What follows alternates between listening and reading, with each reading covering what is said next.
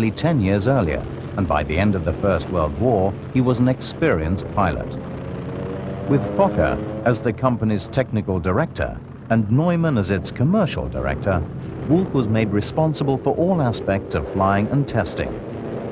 The company directed its earliest efforts to the production of light transport aircraft, but for the rest of the decade, there were no major successes. In September 1931, Focke-Wulf merged with the old Albatross company and gained the expertise of one of its most skillful engineers, R. Blazer. November of the same year saw the arrival at the Bremen plant of the highly talented Kurt Tank. Trained as an electrical engineer, but with more than 20 years' experience in aeronautics, Tank was appointed as the new chief of design. Meanwhile, Heinrich Focke had become deeply interested in the development of helicopters. In 1932, he resigned from the board of directors and left to start his own company, Focke Achgelis.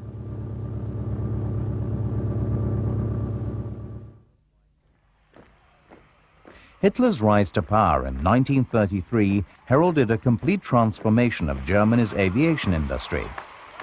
Kurt Tank became a driving force, and with a first-class design team already in place, Focke-Wulf were awarded a string of development orders by the new German Air Ministry, the RLM.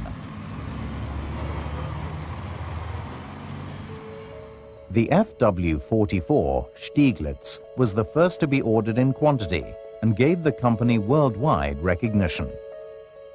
As a two-seat biplane trainer, it was used by the Luftwaffe for more than a decade. Next in line was an advanced trainer, the Fw-56 Stosser. This machine provided the inspiration for the Stuka and was the first Focke-Wulf to be fully designed and developed under the leadership of Kurt Tank.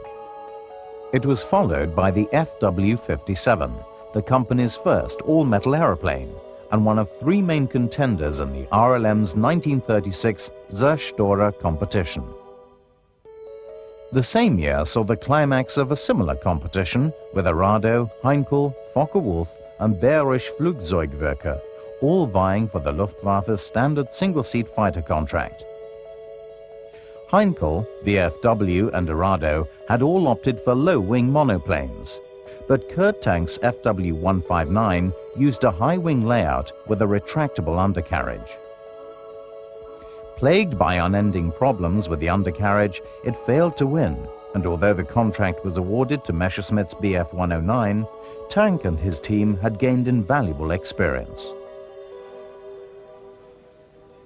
Within 3 years, Tank had produced two remarkable aeroplanes.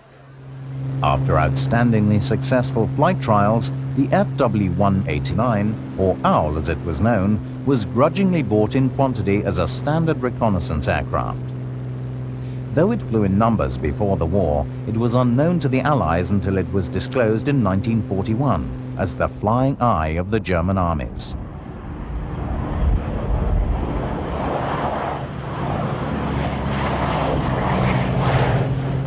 On the Eastern Front, it performed beyond all expectations. It retained its superb handling, which made it far from a sitting duck to fighters, and it showed great toughness of structure, more than once returning to base with one tail shot off or removed by a Soviet ramming attack. Planned solely as long-range commercial transport for Deutsche Lufthansa, the Fw-200 Condor set up impressive record flights to New York and Tokyo, which resulted in several export orders.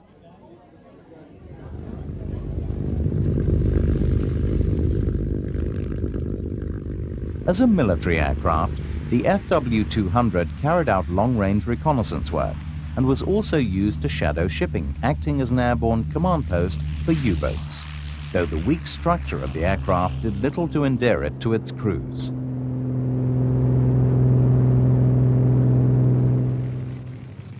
By the end of 1937, the Bf 109 was in full-scale production, but even as the Luftwaffe were converting to it, Kurt Tank began to draw up plans for his own single-seat fighter.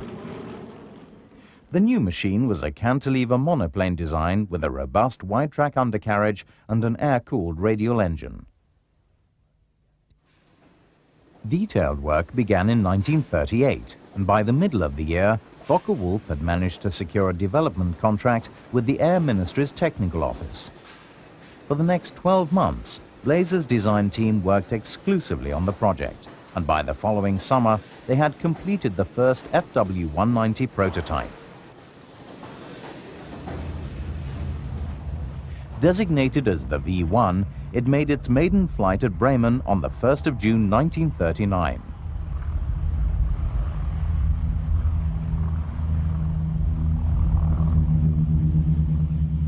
Flying characteristics proved to be extremely impressive, with good stability, outstanding roll and dive rates, and light, responsive handling. But it wasn't all positive news. When he landed the aeroplane, Focke-Wulf's chief test pilot reported severe overheating problems with the BMW 139 engine. Subsequent flights confirmed his findings. Engine reliability suffered dramatically, and the temperature inside the cockpit rose as high as 45 degrees centigrade.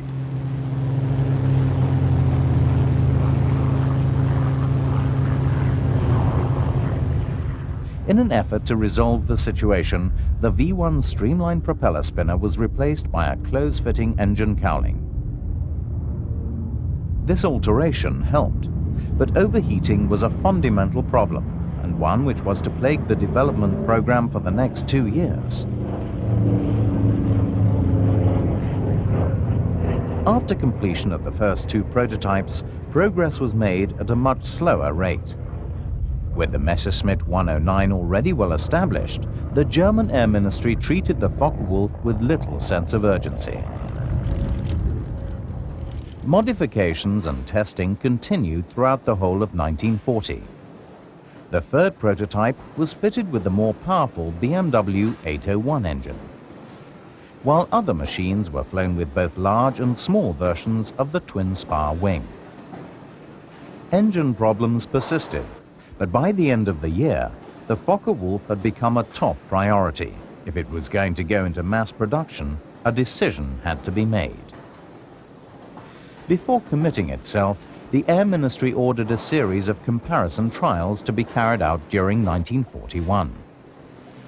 In March, a team of experienced personnel from JG-26, supported by a group of engineers from Focke-Wulf, began exhaustive testing at an airfield near Rechlin.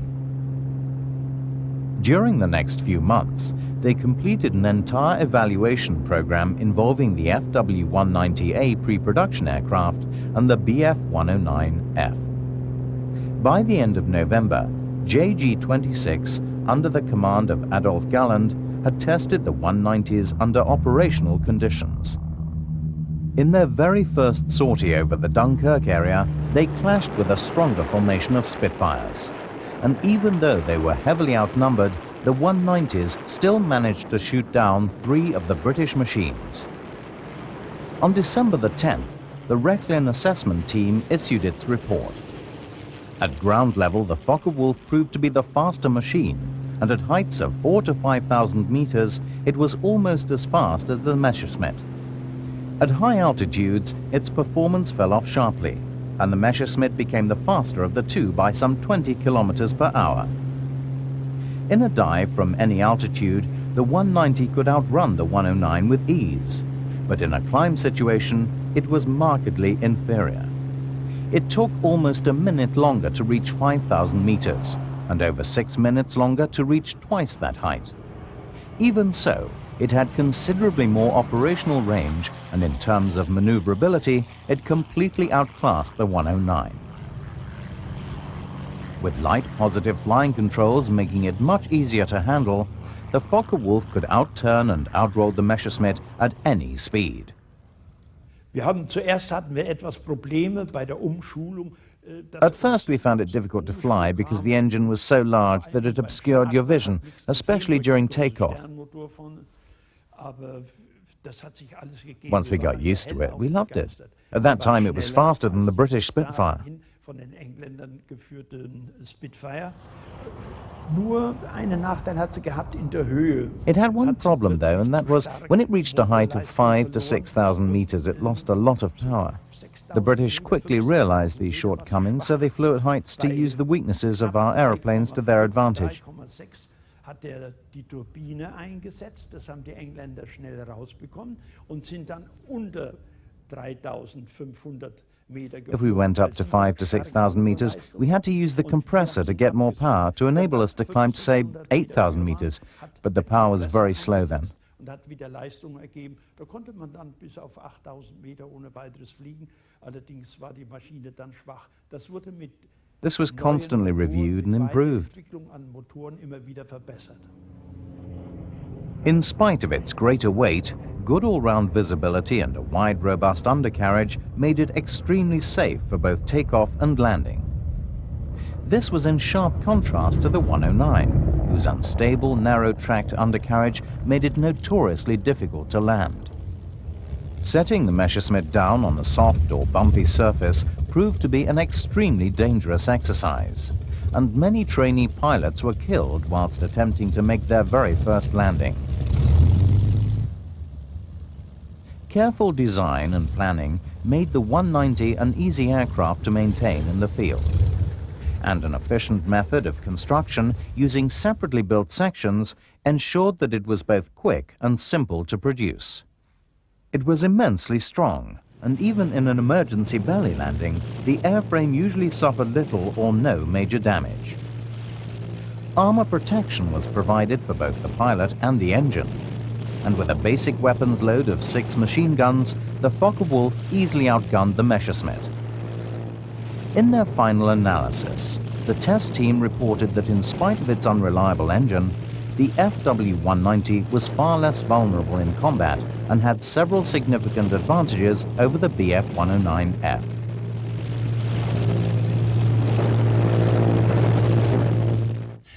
Die Focke-Wulf hatte einen recht starken Motor und war auch in sich sehr. The Focke-Wulf had a very strong engine and in itself was very robust and well built. It coped very well with being shot at, probably more so than the Me-109. The Focke-Wulf had an air-cooled engine, and the Me-109 had a liquid-cooled engine, which meant that if, for instance, some shrapnel damaged the cooling system, the Me-109 couldn't continue, whereas the Focke-Wulf, with its air-cooled system, could. The Focke-Wulf was faster at lower levels, for instance, up to 6,000 meters, but above that the Me-109 was superior. Most of the airfights usually happened below 6,000 meters, which meant that the Focke-Wulf had the advantage.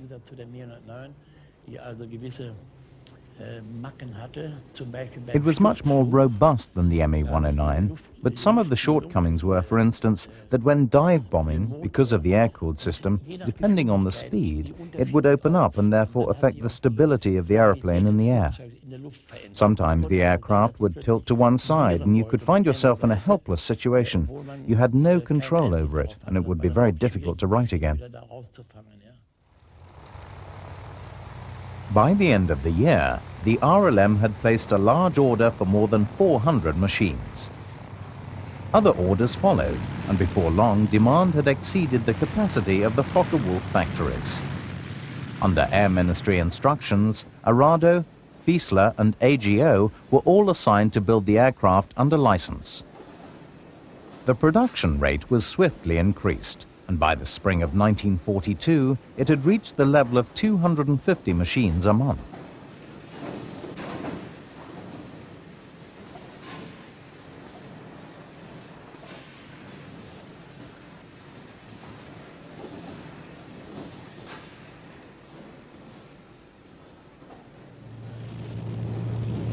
First deliveries went to JG-26, and within a few weeks the wing had 3 190 groups fully operational. Their appearance in the skies over the Channel Coast area came as a complete surprise to the RAF. The Focke-Wulf completely outclassed the Spitfire Mk, and after scoring several notable successes, it became known to its opponents as the Butcher Bird.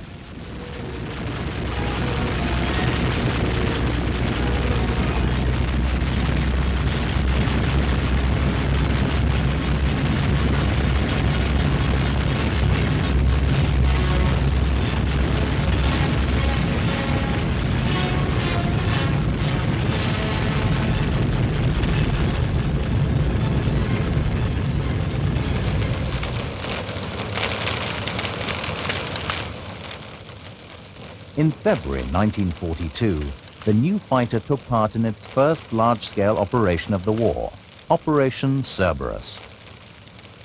At 11 p.m. on the night of the 11th, the twin battle cruisers Scharnhorst and Gneisenau broke out of the French harbor at Brest.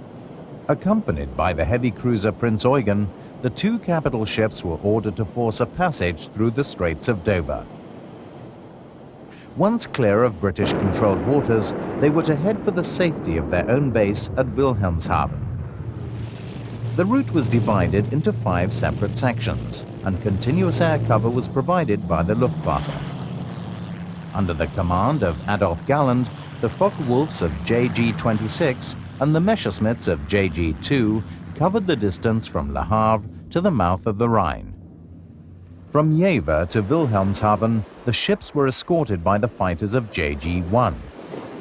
Shortly after midday on February the 12th, the German force was spotted by a patrolling British reconnaissance aircraft.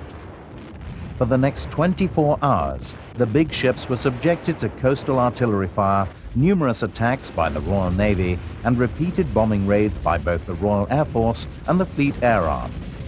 But the defenders drove off every attack.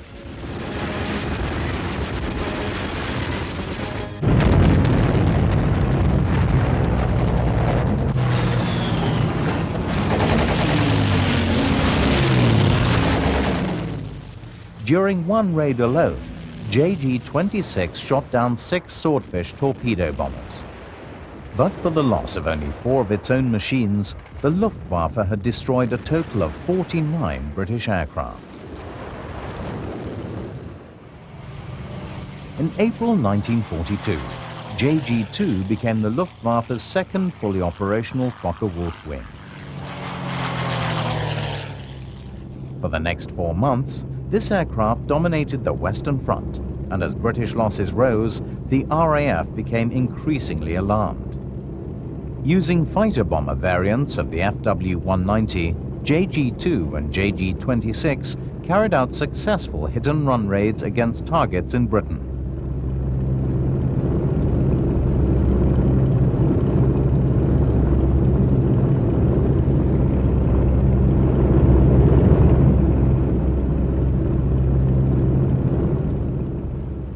During the ill-fated Dieppe landings, the two wings claimed the destruction of nearly 100 British aircraft.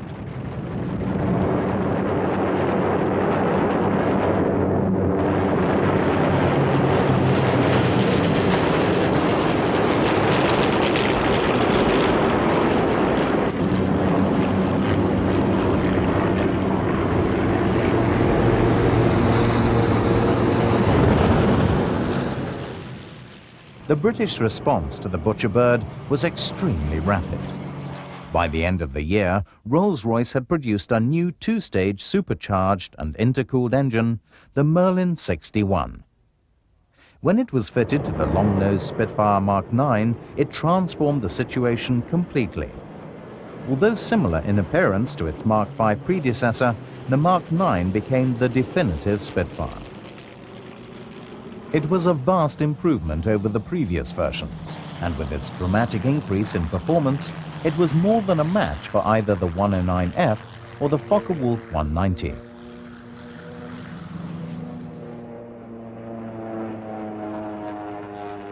Douglas Bader, a top British fighter pilot, describes the reaction of Johnny Johnson, the RAF's top scoring ace, to his first encounter with the FW-190. Johnny came back in his chaps and he said, we met a new German aeroplane which had a round engine and squarish wingtips, and it outmaneuvered and was better than the Spitfire 5 in every respect. What was it?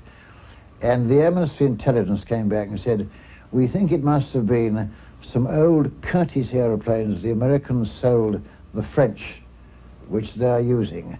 And so Johnny said, well, if they've got some old Curtiss aeroplanes as good as that, can we have some, please? Anyhow, they discovered, I mean, a few weeks later, there was, in fact, the Focke-Wulf 190. Now, what they did then, the British manufacturers, they engined up the Spitfire, and it was a Spitfire 9. And the Spitfire 9 reigned supreme for the rest of the war. It was better than the 190. It outclimbed, it outdid everything.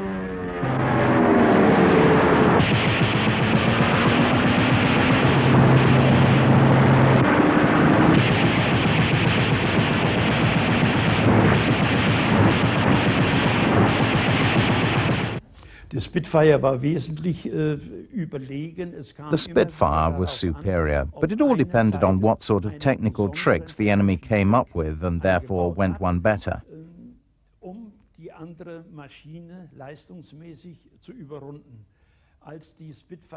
When the Spitfire Mk was introduced, we were faster, and also we were able to fly very low so that the Spitfire couldn't catch us.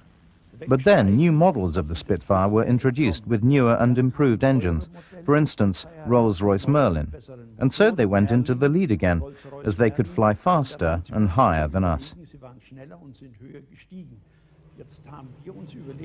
We had to quickly develop something better, so we brought in a water methanol injection system to cool the engine down, and that was an improvement of 60, 70, 80 PS, and once again we were faster than the Spitfire.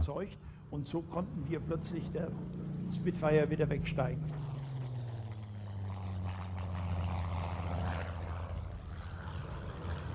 Engländer haben dann von uns Motoren, die dort niedergegangen waren, bei Bauchlandungen. The English would take our captured engines and examine them and try to copy them. Und wir haben den kurzen After copying and improving the engines so that they were more powerful, they improved their shooting ability as well. So once again, the English had caught up with our designs. They had unlimited access to high-quality materials, especially steel, so they could build high-quality engines, but we had no good steel. Hauptsächlich im Stahlbereich bessere Motoren zu bauen als wir Deutsche, die ja eben einfach den Stahl nicht hatten. Deshalb wurde auch Norwegen besetzt, um hochwertigen Stahl zu bekommen für die Kriegsproduktion.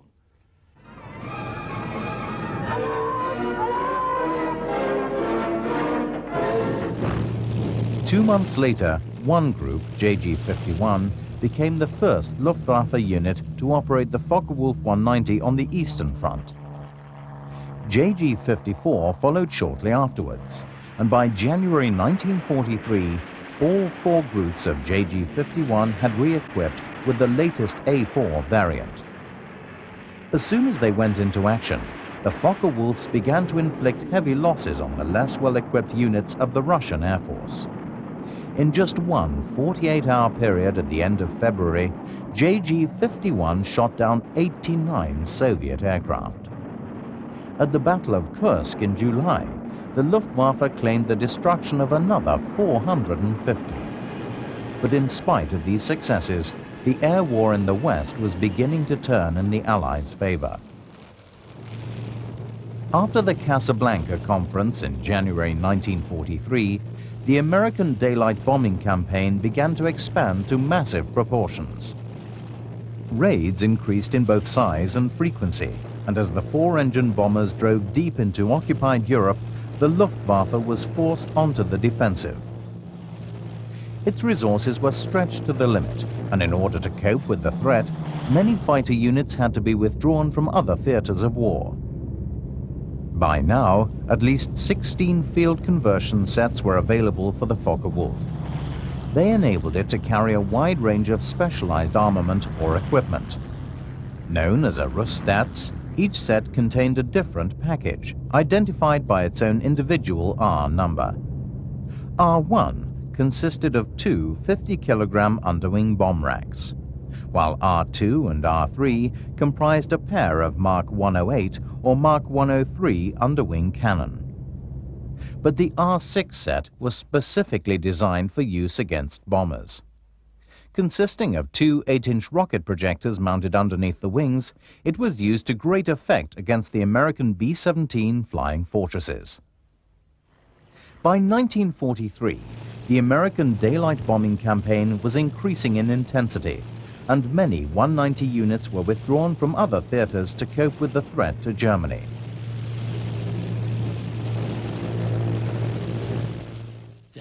The types of missions depended on the situation.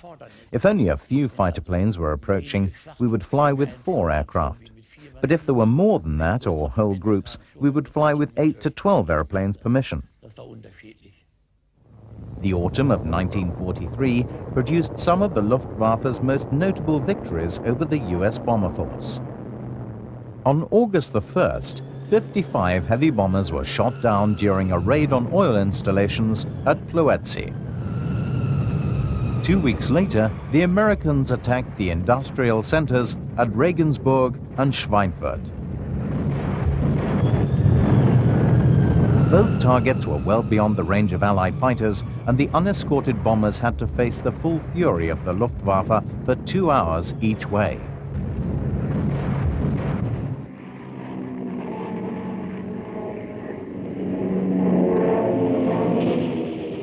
"60 B-17s were lost on the first raid on August the 17th, and almost a month later, another 60 bombers failed to return from a second crippling raid.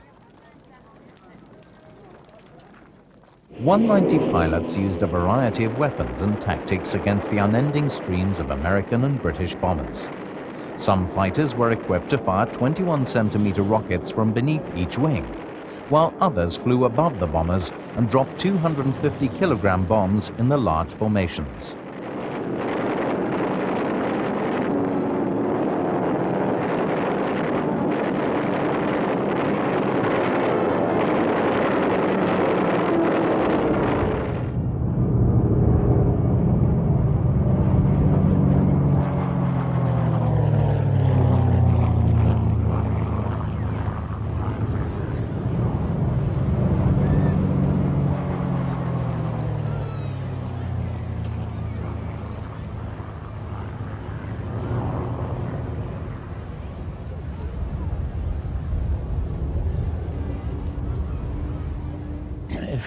Man war immer bemüht, alle Kampfflugzeuge zu verbessern. One was always trying to improve fighter aeroplanes. This was the same with the enemy. When the Boeing Flying Fortress came in, we had to find new weapons to fight against it. That's why we even tried using rockets by suspending them underneath the wings. Da hat man unter anderem auch versucht, mit Raketen die feindlichen Flugzeuge zu bekämpfen, die unter den Tragflächen gehängt wurden. To counter the RAF's nighttime bombing campaign, 3 190 Geschwaders specialized in a tactic known as the Waldesau. This involved fighter pilots and searchlight crews cooperating together to illuminate and destroy individual bombers. In spite of the darkness, any aircraft silhouetted by a searchlight beam presented an easy target.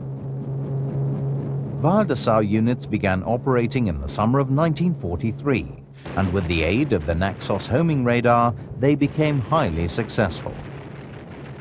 After winning control of the night skies, they extended their operations by carrying out bad weather daylight interception missions.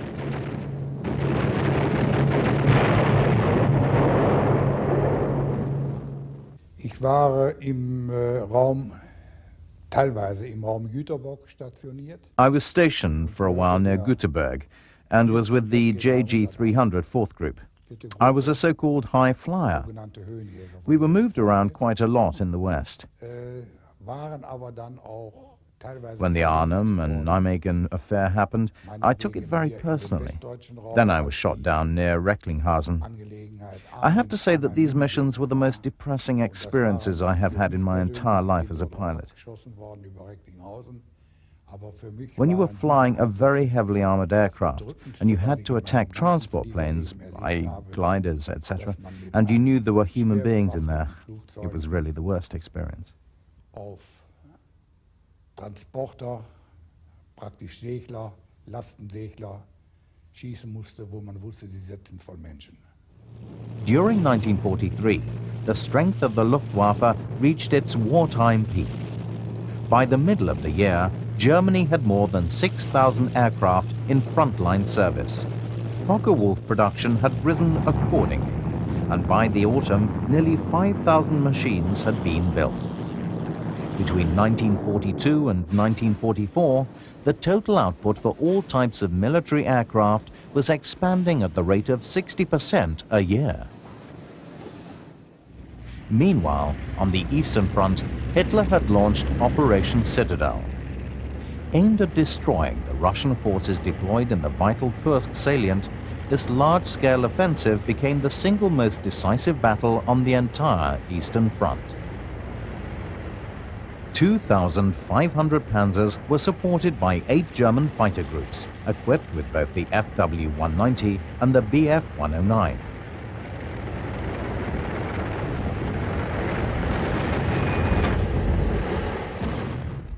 Between them, these units managed to destroy nearly 450 Soviet aircraft during 7 days of almost continuous fighting.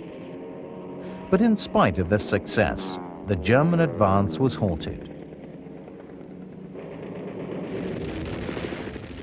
Kursk had become the turning point, and for the rest of the war on the Eastern Front, Hitler's panzer armies would be permanently on the defensive.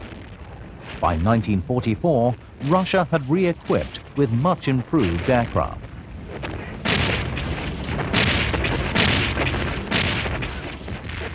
The new Yak-3 had a maximum speed of 720 kilometers per hour, while the Stormovik IL-2 was given a rear gunner and 2 37mm cannons. Both aircraft were capable of taking on either a Focke-Wulf or a Messerschmitt on roughly equal terms. In February 1944, the American bombers resumed their daylight campaign, but this time they were escorted by long-range fighters. With German industry as its principal target, the 8th Air Force mounted repeated raids on the factories of Focke-Wulf, BMW and Messerschmitt. The Luftwaffe's defenses were once again stretched to the limit, and in an effort to relieve the situation, Focke-Wulf formed its own works fighter unit.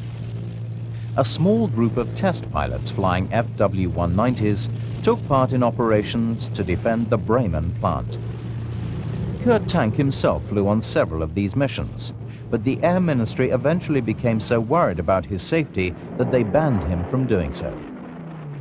As the raids continued, many new fighters were destroyed on the ground long before they could be delivered to their operational units. In desperation, the Luftwaffe formed another specialist group known as the Sturmstaffel or Ramjager. Each pilot who joined this unit was provided with a heavily armored Focke-Wulf 190.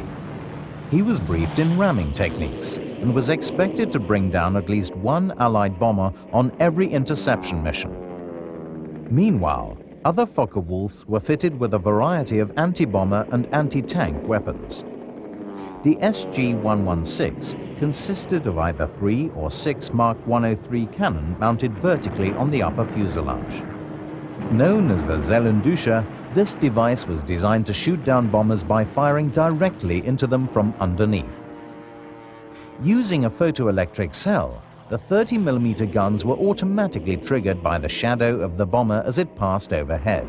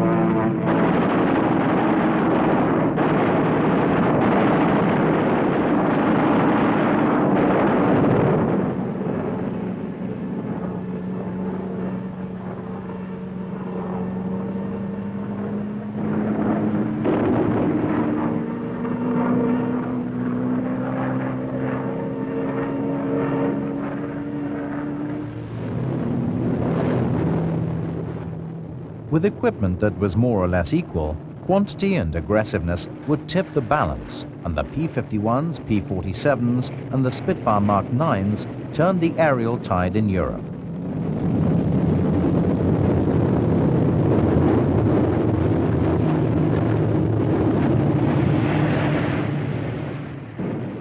Top American fighter ace in World War II, Francis Gabreski, flew the Spitfire Mk9, P-51 and P-47. Spit 9 was designed principally as a fighter interceptor, and it was just a tremendous airplane in that particular role. However, it had its limitations. It didn't have the range, it didn't have the endurance. So as an escort airplane, all they could do is escort probably to the coast of France and back, and that's about all. And that's why we came in with the P-51 and the P-47, plus the P-38. I would say for the long-range work, the P-51 is probably a better airplane because it had greater range than a P-47. P-47 had its limitations, and that's the part that the P-51 played in the European theater. But we had 8 machine guns in the P-47, which was tremendous firepower compared to the 6 machine guns that you had in the P-51. There was no other fighter in the world with that amount of firepower. It was a sturdy airplane, built like a tank, and I could drive it through most anything. It was more than a match for the Focke-Wulf 190. It was more than a match for a 109. We had water injection that with sustained power, keep us there for about 3 minutes, up to 5 minutes, depending upon how you use it. But it gave us that tremendous edge that we needed against the German Luftwaffe.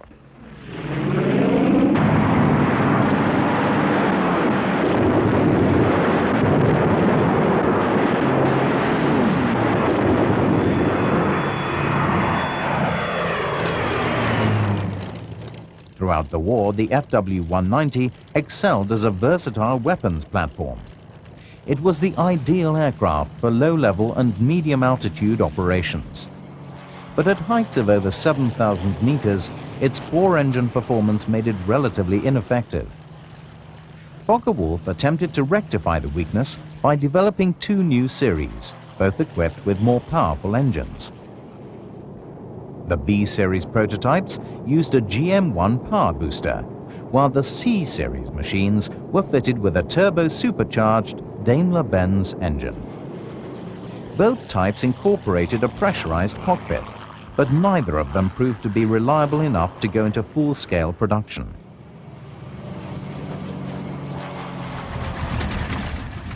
Kurt Tank solved the problem in a different way. The Junkers Ju-88 was a versatile bomber that used several different engines, amongst them the Jumo 213. Round in shape, it looked similar to the radial engine, but was in fact a V12 inline engine with a circular radiator behind the propeller. Unlike the Daimler-Benz, the Jumo engine was in plentiful supply, and in a bold move, Tank arranged for this engine to be fitted to the 190. With this combination of a bomber engine fitted to a fighter, Focke-Wulf started to develop what might well have been the best fighter of World War II. In order to balance the aircraft, the rear fuselage was lengthened by 4.5 feet, and a larger tail fin was fitted. When the prototype made its maiden flight at Langenhagen in May 1944, it was an instant success.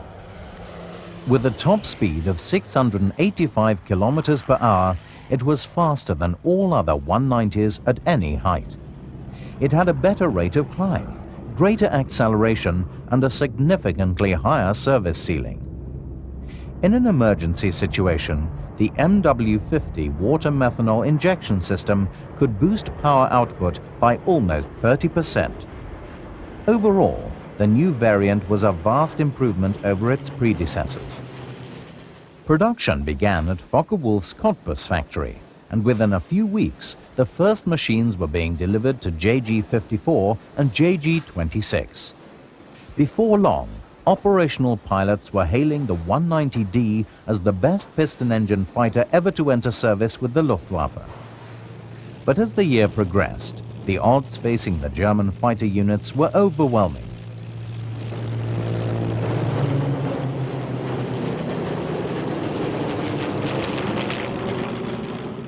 On April the 9th, 1944, accurate American bombing raids destroyed 70% of the Focke-Wulf plant at Marienburg. 2 months later, when the Allies landed in France, they were supported by an available force of more than 4,000 fighters and fighter bombers. To oppose this immense aerial armada, Germany had less than 300 operational fighters stationed in Normandy. The fear of a second landing in the Pas-de-Calais kept the Luftwaffe's reinforcements out of the battle zone for another 2 weeks. And by the time they arrived, Berlin had ordered combat operations to be kept to a minimum due to the severe shortage of fuel. By June the 20th, 15 groups of Focke-Wulfs were available for action on the invasion front. In spite of the difficulties, they managed to inflict heavy casualties on the Allies. But soon, every German airfield within striking distance of Normandy was under continuous attack. Within a few weeks, the Luftwaffe had lost nearly 1,000 aeroplanes. And as the Allies began their relentless advance, the surviving German fighter units were withdrawn to defend their homeland.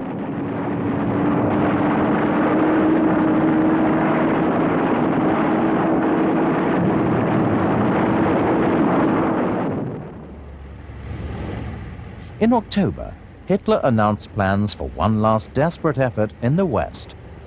By making a surprise attack through the Ardennes forest, he intended to split the British and American armies and force a way through to the coast. As a prelude to the offensive, the Luftwaffe would shield the panzers by making a series of mass attacks against Allied airfields. Planning was meticulous, and on January the 1st, 1945, 800 fighters took off on Operation Bodenplatte.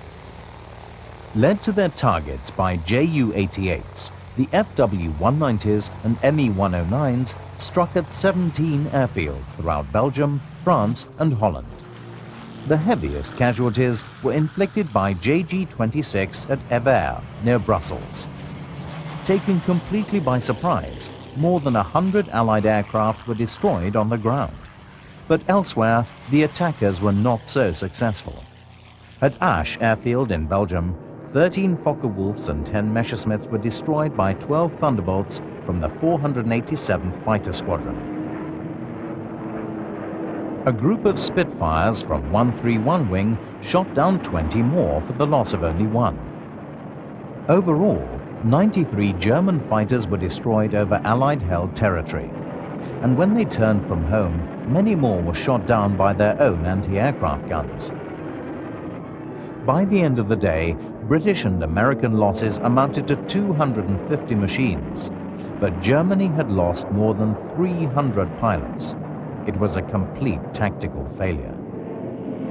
All of the Allied aircraft could be replaced within a few days, but the loss of both pilots and machines was a devastating blow for the Luftwaffe.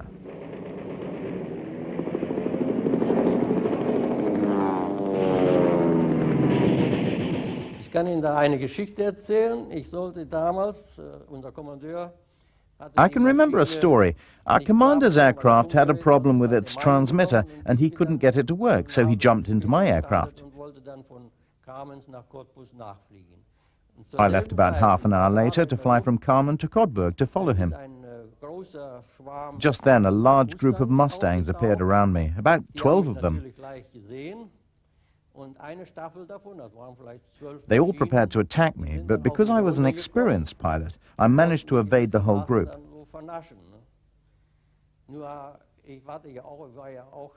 They raced towards me. I used all my weapons that I had and shot at them like mad. The Mustang pilots got really annoyed and frustrated with me because they couldn't get me. Me against 12.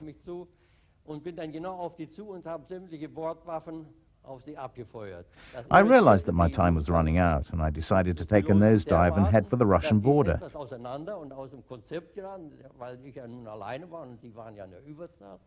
They followed me for a while, but they couldn't catch me. They left flying very low towards the east, but then they realized they had entered Russian airspace. So I was hoping that then they would turn back, which they did. Und die Mustangs sind dann natürlich hinterhergekommen, aber die Piloten haben es nicht mehr fertig gemacht, mich einzuholen. Once more I got away with it. Ganz tief, nur in ganz wenigen Metern über die Erde in Richtung Osten. Und plötzlich war die Front schon überflogen, unter uns waren die Russen. Und ich hatte gehofft, dass dann die Amerikaner mit ihren Mustangs abbiegen, weil zurückfliegen. Das haben sie dann auch endlich getan. Und ich bin noch mal so mit heiler Haut davon gekommen.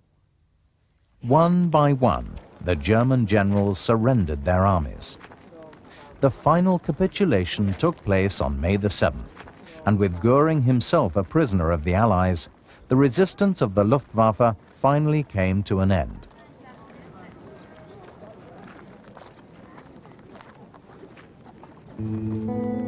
All over occupied Germany, American Air Force intelligence teams moved quickly to collect examples of German technology before they were destroyed by retreating troops.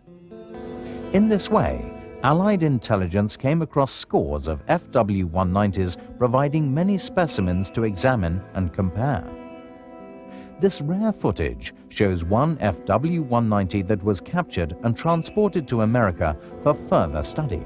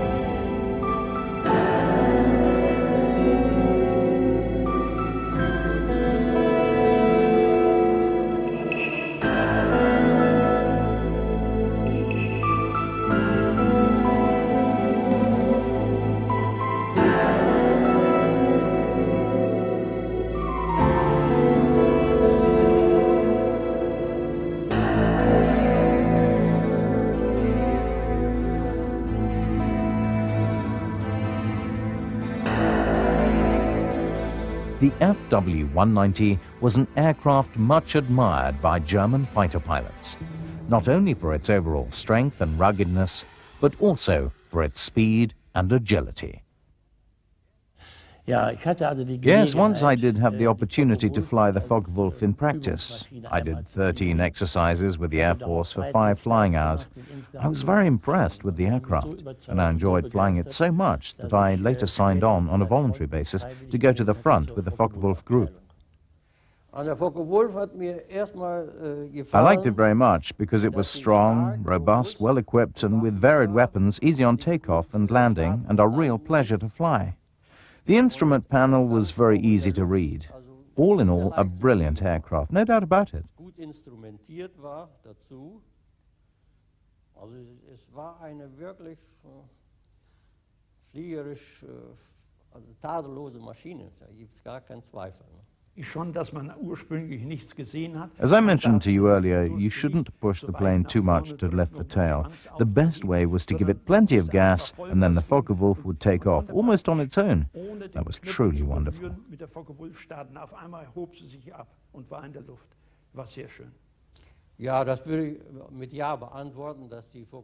Yes, I would like to answer this question with a definite yes. The Focke-Wulf was one of the best fighter aircraft of the Second World War.